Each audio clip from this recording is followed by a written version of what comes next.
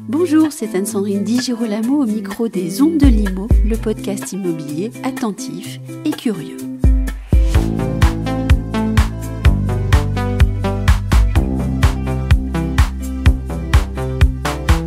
C'est avec Éric Alouche, directeur exécutif d'ERA France, que j'ai échangé. Une discussion simple et ouverte sur sa vision du travail, sur le recrutement, sur le plaisir au travail. En somme, une manière d'évoquer le réseau ERA par le biais de l'humain. Je regrette toutefois de ne pas avoir filmé Éric, tant vous manqueront, chers auditeurs, les yeux pétillants et le sourire de ce monsieur ERA France depuis 27 ans.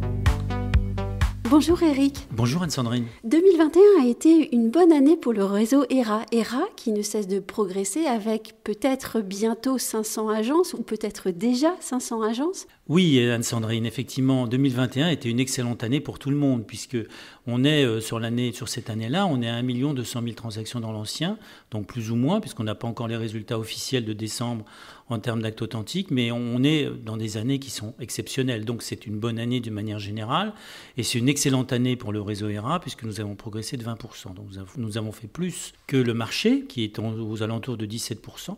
Voilà, donc c'est effectivement une excellente année. Combien d'agences, puisque vous avez communiqué dernièrement sur le chiffre fameux de 500 qui serait atteint bientôt, est-ce qu'on y est? Est-ce qu'on va l'atteindre en 2022? Alors on n'y est pas encore. La grande difficulté, c'est que chaque jour ça change. Oui. Donc c'est toujours difficile de donner un nombre qui soit exact. Donc on est aux alentours de 480, un petit peu plus. Et on va être bientôt 500. Donc quand on communique, plutôt que d'éviter de refaire toutes nos plaquettes, on dit bientôt 500, c'est plus simple. Est-ce que vous fêterez ce chiffre de 500 ? On espère bien, parce que chez ERA, on fête toujours.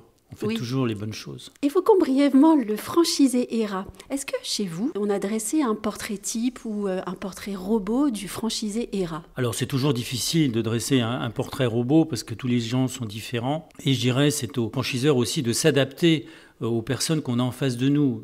Il y a des gens qui ont certaines qualités ou qui ont développé un certain nombre de capacités et d'autres moins, ce qui ne veut pas dire qu'il y en a un qui est meilleur que l'autre, c'est juste les choses sont différentes. Donc il faut s'adapter aux circonstances.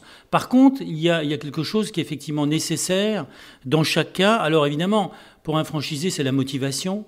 Il faut être motivé. On sait quand on crée une entreprise ou qu'on en est déjà une, ce qui fait la différence, c'est la capacité à mobiliser son travail, à mobiliser ses efforts. Et le deuxième point, pour être très généraliste, c'est l'aptitude. C'est-à-dire qu'on peut être très motivé, mais si derrière on n'y arrive pas parce qu'on fait les choses mal ou qu'on n'a pas les capacités, c'est compliqué. De même que si on a les capacités, mais si on reste sur le canapé, ça ne va pas le faire non plus. Donc il faut ces deux qualités de base. Alors après, on pourrait continuer longtemps sur qu'est-ce que c'est que la motivation, de quelle capacité on parle. Ça pourrait être effectivement assez long. Mais pour être très court, je dirais c'est ça la différence. C'est la motivation qui fait qu'on a envie, qu'on y va, qu'on ménage pas ses efforts, qu'on est travailleur. Et ensuite, qu'on a cette capacité de mobiliser justement ces efforts, en même temps de pouvoir manager des gens, ou en tout cas aider des gens, de communiquer, puisqu'on sait que le métier d'agent immobilier est un métier de communication, il faut aller vers les gens. Donc si on n'a pas ces capacités et c'est ce goût finalement d'aller vers les gens, il vaut mieux éviter. Donc ça, c'est des choses qu'on voit assez vite, avec des gens qui ont des caractères plus ou moins marqués, et aussi des gisements de progression à ce sujet-là. Mais voilà, ce sont les deux points essentiels pour nous. Peut-être aussi une capacité à durer, c'est-à-dire à avoir de l'endurance dans son projet ? Absolument, mais pour moi, ça fait partie de la motivation. La motivation, c'est pas uniquement quelque chose qui dure pas longtemps, c'est quelque chose, c'est une course de fond. Donc effectivement, il faut s'inscrire dans la durée, parce que s'il s'agit juste de se lever du canapé et puis de retourner une heure après sur le canapé, ça le fait pas non plus.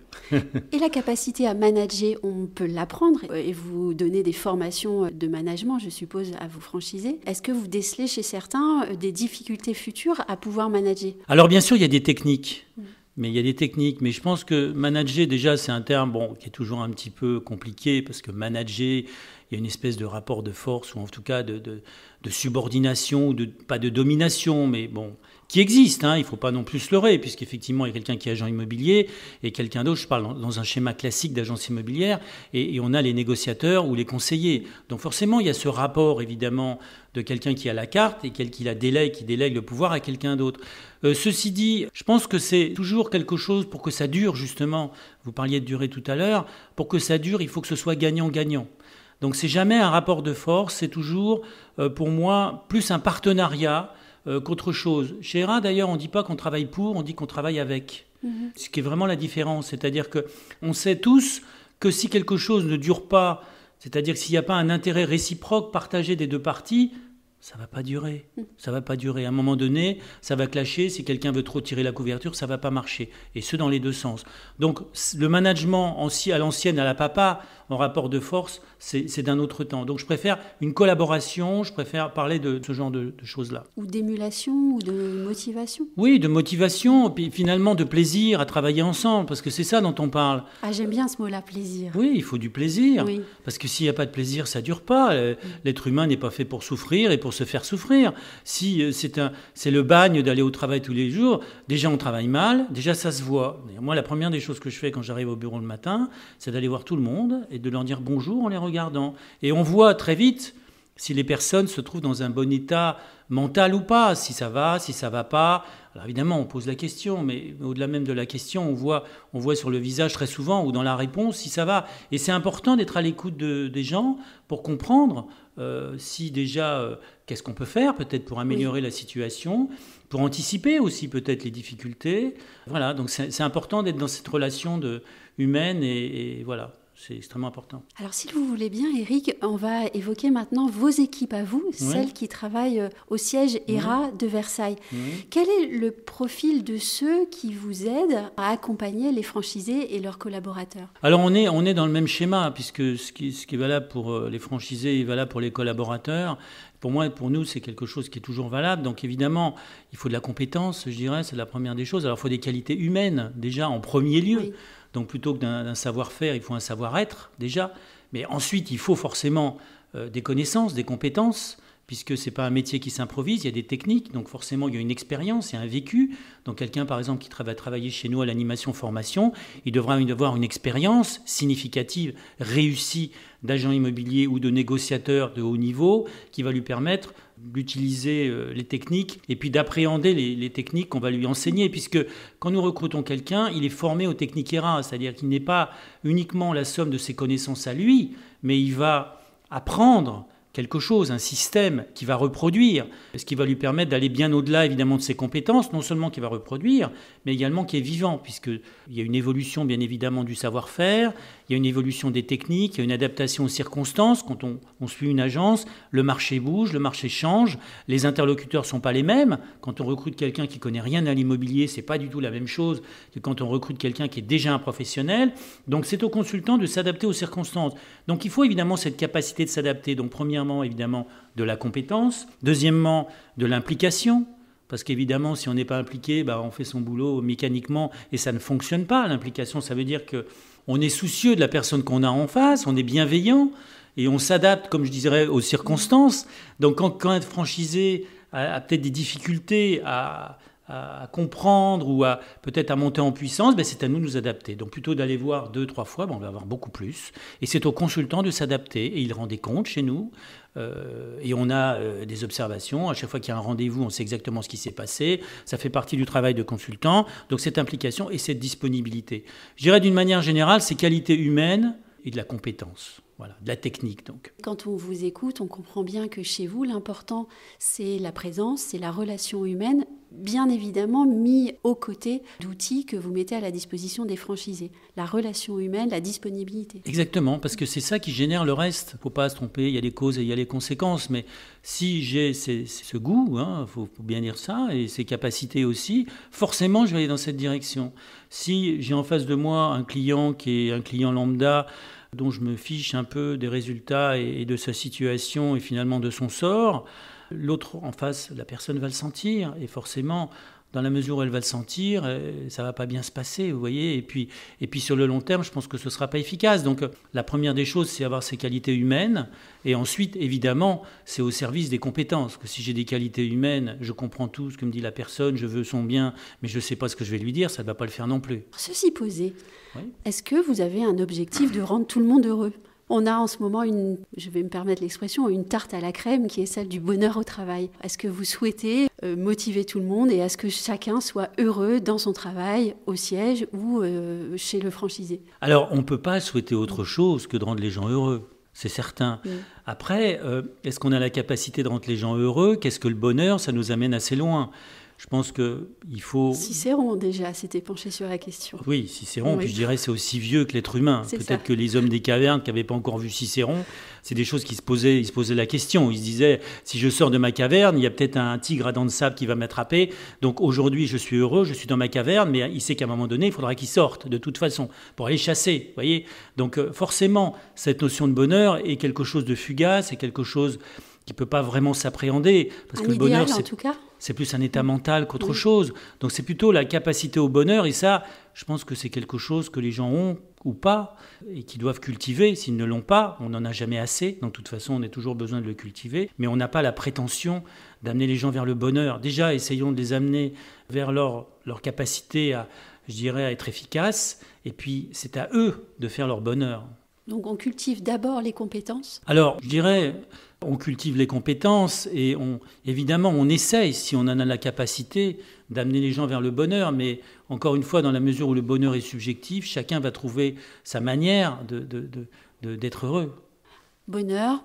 L'année 2021 n'a pas forcément été heureuse pour tout le monde à cause du Covid. Est-ce que la crise du Covid a aussi modifié vos pratiques managériales chez ERA et votre manière d'envisager le travail ? Alors, pas vraiment, parce que la crise du Covid nous a contraints essentiellement à ne pas bouger quand on était confinés, à adopter des gestes barrières, à utiliser des masques, à effectivement avoir une distanciation. Mais est-ce que ça a changé quelque chose concernant les êtres humains ? Je ne pense pas. Donc effectivement, il a fallu s'adapter aux circonstances, là encore une fois. Donc le télétravail a été utilisé. Mais dans cette optique de s'adapter aux circonstances, il a fallu continuer à entretenir évidemment l'envie, à entretenir la compétence, à entretenir l'efficacité. Donc dans cette période où on était confinés, nous avons fait énormément de formations, de manière à garder les agences mobilisées, à continuer à utiliser finalement cette période où on était bloqué de la meilleure manière possible, de manière à ce que quand on est sorti de cette période de confinement, on était prêt. On a continué à entretenir les relations avec nos clients. Donc est-ce que ça a changé quelque chose sur le fond ? Pas vraiment, non, ça n'a pas changé quelque chose. Ça a changé, je pense, beaucoup plus sur les gens, sur les clients, parce que je pense que ça, c'est un vrai phénomène sociologique où on a eu beaucoup de gens qui, d'une part, qui ont utilisé le télétravail pour la première fois, peut-être qui ont pris goût au télétravail, on peut comprendre, parce que les gens qui ont 1 ou 2 heures de trajet à faire, s'ils peuvent rester chez eux, travailler de chez eux, c'est effectivement agréable, ils peuvent descendre dans la cuisine ou dans la salle à manger pour déjeuner. Donc tout ça, ça représente des avantages extrêmement importants. Après, est-ce que tout le monde peut télétravailler ? Est-ce qu'on peut s'assurer qu'ils font plus travailler que télé ? C'est pas évident, tout ça. Donc il y a des circonstances qui sont toujours un peu particulières. Il y a certains métiers qui s'y prêtent, il y a certains profils qui s'y prêtent. Donc je dirais, là c'est pareil, il faut s'adapter aux circonstances. Donc on n'est pas contre le télétravail, on n'est pas non plus pour le télétravail, parce que je pense que le télétravail gâche les relations sociales. On est isolé, et les relations sociales, c'est très important au travail. Donc, il y a du pour, il y a du contre, on s'est adapté, mais ça n'a pas changé fondamentalement notre manière de fonctionner. D'autant que vous avez dit il y a quelques minutes que le métier d'agent immobilier reposait foncièrement sur la communication. Absolument. Oui. Ça repose essentiellement sur la communication, puisqu'on va vers l'autre. Quand on a un mandat, déjà le mandat, on ne nous le donne pas comme ça. Pour qu'on nous donne le mandat, surtout s'il est exclusif, il faut inspirer confiance. Pas uniquement inspirer, il faut expliquer, il faut rassurer la personne, parce que notre travail est bâti sur la confiance. Or, on fait confiance à quelqu'un parce qu'on a des raisons de lui faire confiance. La confiance, c'est pas quelque chose qui se décrète. C'est même pas parce qu'on a une enseigne, on peut dire je lui fais confiance parce qu'il a une enseigne rare. C'est pas comme ça que ça marche. En tout cas, je sais pas vous, mais moi, je dirais pas je fais confiance à cette personne parce qu'elle a telle enseigne, quelle que soit l'enseigne d'ailleurs. Mais je fais confiance parce que cette personne va m'expliquer ce qu'elle va faire, parce qu'elle va être crédible, parce qu'elle va m'écouter, parce qu'elle va m'apporter des conseils pertinents. C'est ça la confiance. Donc la confiance, ça se crée, ça se bâtit. Donc ça suppose effectivement cette relation humaine. Bien sûr. Une relation humaine. La dernière question. Vous êtes un expert du recrutement du franchisé. En tout cas, c'est le métier que vous pratiquez au siège. Comment est-ce que vous recrutez les équipes support du siège ? Est-ce que la manière de faire est la même que de recruter, même si le mot n'est pas adapté, un franchisé ? Alors, je dirais, c'est toujours difficile de recruter quelqu'un, de recruter des collaborateurs. Je pense que c'est une des choses les plus difficiles, surtout quand on est franchiseur, parce qu'il faut s'assurer que les gens qu'on va recruter non seulement vont nous convenir, mais vont convenir à nos franchisés. Donc c'est pas facile, c'est pas simple. Et nous utilisons, je dirais, les moyens que je vous ai indiqués. Donc ces qualités humaines, ces qualités de savoir-être, ces qualités qu'il faut avoir quand on est franchiseur, qui sont finalement calquées sur celles de l'agent immobilier vis-à-vis de ses clients. C'est un petit peu la même chose. Donc on utilise tout moyen. Il n'y a aucun moyen qui est exclu. Ça peut être évidemment des annonces classiques. Chez ERA, pour recruter les collaborateurs, donc les négociateurs, les conseillers, on fait très souvent ce qu'on appelle des soirées carrières. Alors, qu'est-ce que c'est qu'une soirée carrière ? Alors, c'est un événement qui est organisé au sein de l'agence. Alors, ça peut être le soir, ça peut être l'après-midi, où on va passer une annonce. On va proposer à des gens une carrière dans l'immobilier, des gens qui connaissent rien très souvent à l'immobilier, mais c'est pas un problème, parce que ce qu'on recherche, comme je disais, c'est un savoir-être plus qu'un savoir-faire. Donc, ces gens vont venir, on va leur expliquer, premièrement, qu'est-ce que ERA ? Qu'est-ce que le réseau ERA ? On va leur expliquer que le réseau ERA est un réseau mondial, présent dans 35 pays dans le monde, avec 2800 collaborateurs en France, bientôt 500 agences, partenaires de la FNIM, bref, un très grand réseau. Donc, parce que c'est la vérité. Donc, premièrement, on va leur donner envie. Parce qu'effectivement, travailler dans l'agence du coin isolée, c'est pas la même chose que travailler dans un grand groupe. Il y a beaucoup plus de possibilités, il y a beaucoup plus d'échanges, il y a beaucoup plus de compétences. C'est logique. Donc, premier point. Deuxième point, on va leur expliquer en quoi consiste le métier de négociateur immobilier. Et là, on a théorisé ça sous forme d'une chaîne, ce qu'on appelle la chaîne de revenus. Parce que la chaîne de revenus, c'est très simple. Il y a des maillons qui sont interdépendants l'un de l'autre et qui amènent à un revenu. Puisque c'est de ça, finalement, sur lesquels on va aboutir. Les gens sont là aussi pour gagner leur vie. Et il y a 5 maillons vendeurs, 5 maillons acheteurs. Donc, je ne détaille pas parce que ce serait trop long. Mais bref, ça nous amène de la préparation d'un rendez-vous jusqu'à l'acte authentique. Ils vont comprendre le métier. Donc, premièrement, c'est un grand réseau, il y a des possibilités. Deuxièmement, je comprends ce que je devrais faire. Ensuite, on va leur expliquer qu'ils vont être formés. On va leur expliquer les formations. Et on leur explique en quoi consistent les formations de base, qu'on appelle les ERA Academy chez nous. Et ensuite, on va passer au quatrième point, au dernier point. On va leur dire, écoutez, combien voulez-vous gagner ? Combien je veux gagner ? Le plus possible. Si première année, je peux gagner 30 000 euros, je serais content. Très bien, pour gagner 30 000 euros, alors là, ça varie suivant le lieu où se trouve l'agence, la commission moyenne. Et pour gagner 30 000 euros, effectivement, il faut faire tant de ventes. Pour faire tant de ventes, il faut prendre tant de mandats simples ou tant de mandats exclusifs, puisque nous avons des ratios locaux pour chaque agence. Donc voilà, pour prendre tant de mandats simples ou tant de mandats exclusifs, il faut prendre tant de rendez-vous. Et là, la personne sait directement ce qu'elle va devoir faire pour obtenir le résultat qu'elle aura choisi d'avoir. Donc les choses sont simples, c'est transparent. Une fois qu'on a terminé cette présentation groupée, on fait un entretien individuel avec chaque personne pour voir déjà le ressenti de l'interlocuteur concernant cette présentation, leur motivation, également leurs aptitudes. Effectivement, c'est un échange. Et on continue sur un deuxième rendez-vous, voire un recrutement au bout de la chaîne. Et dans ce rendez-vous, quels sont les sujets évoqués ? Est-ce que vous demandez certains documents, des lettres, des CV, etc. Ou vous faites fi de tout ça ? Parce que vous avez parlé de savoir-être plutôt que savoir-faire. Alors ça dépend des agences, ça dépend effectivement de la façon de faire de chaque franchisé. Chaque franchisé est juridiquement et financièrement indépendant. Mais je dirais, pour ce qui me concerne en tout cas, parce que c'est toujours difficile de généraliser, pour ce qui me concerne, bien évidemment, je regarde le CV, mais c'est plutôt pour y voir une cohérence, une stabilité, une manière d'écrire aussi, de présenter les choses. Mais moi, je ne juge jamais quelqu'un sur un CV. Il peut y avoir des choses un peu bizarres sur le CV, auquel cas, on peut écarter. Ça se discute. Oui, ça s'explique, ça se discute, voire on peut effectivement faire un tri si on a beaucoup de demandes. Quelqu'un qui ne sait pas se présenter, déjà, c'est pas bon quand même, c'est pas terrible. Et ensuite, on va plus loin, mais on ne peut pas juger quelqu'un uniquement sur un CV. Un CV, c'est un papier. Un papier, on peut très bien avoir écrit des choses qui sont fausses. On a déjà eu des cas où on avait un CV formidable, on discute avec la personne, tout se passe très très bien, et puis on s'aperçoit que tout ce que nous a écrit est faux.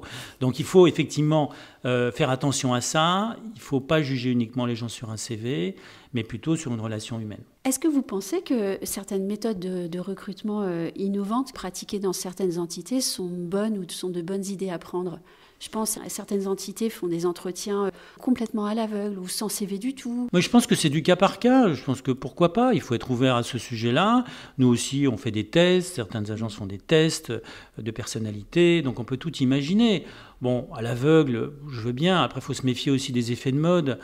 Je dirais, vous savez, il faut quand même pas oublier la base de tout ça, qui est une relation entre deux personnes. Alors, on peut faire des tests à l'aveugle. On peut aussi bon, effectivement, se dire je ne veux pas être influencé par mon propre jugement. Vous voyez, bon, mais là, il faut faire attention parce que ça peut devenir rapidement très compliqué.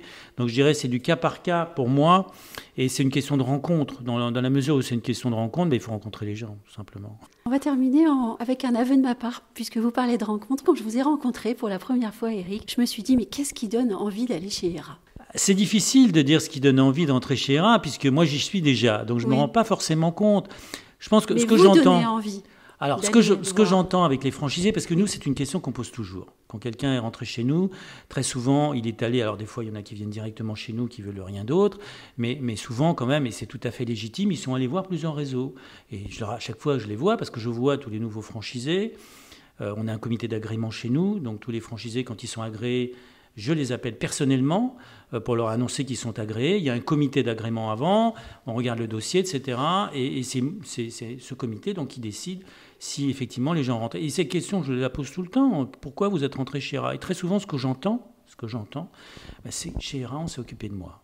Chez ERA, on m'a écouté. Chez ERA, on n'a pas hésité à faire des kilomètres pour venir me voir.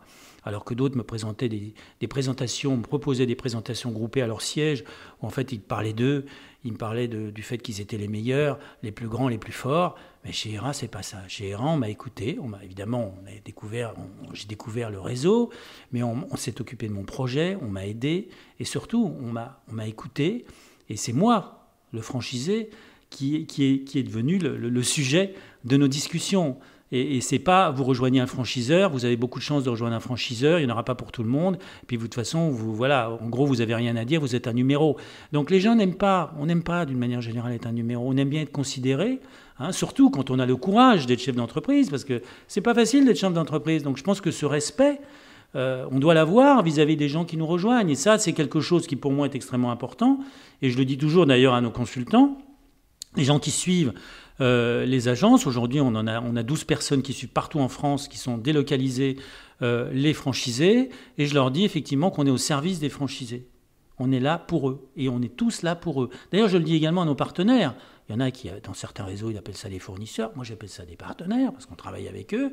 Je leur dis effectivement, on est au service de nos franchisés. Et on vous aime à hauteur de ce que nos franchisés vous aiment. Donc je dirais, vous voyez, c'est un peu l'idée. Merci beaucoup, Éric. Je vous en prie.